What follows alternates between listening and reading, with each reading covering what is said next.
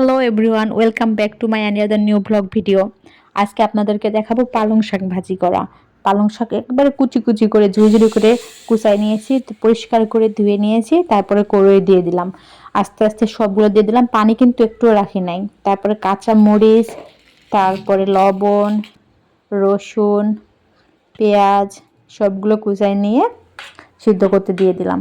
তারপরে দেখেন কতগুলো পানি ঝরছে, দেখছেন? সেই জন্য এক্সট্রা কোনো পানি দিতে হয় না। তারপরে আরও সিদ্ধ করব, সিদ্ধ করে দেখেন লাস্ট পর্যায়ে নামাই নিলাম, যা পানি ছিল চেপে চেপে তা পানিগুলো ঝরাই নিলাম। আর এদিকে আবার পেঁয়াজ কুচি, রসুন কুচি, অল্প একটা মরিচ, কাঁচা মরিচ দিয়ে দিলাম, পরিমাণ মতো তেল দিয়ে দিলাম।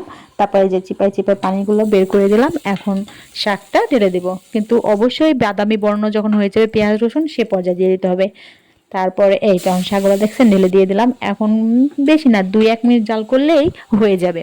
শাকগুলা দেখছেন কতটা লোভনীয় দেখতে, যা কালার আসছে না, খেতে অনেক মজার ছিল। শীতকালীন সবজি, বিশেষ করে শাক, সেটা হচ্ছে পালং শাক, অনেক মজার একটি খাবার। আপনারা অবশ্যই এভাবে ট্রাই করে দেখবেন বাসায়। আর ভিডিওটা কেমন লাগলো অবশ্যই কমেন্টসের মাধ্যমে জানাবেন।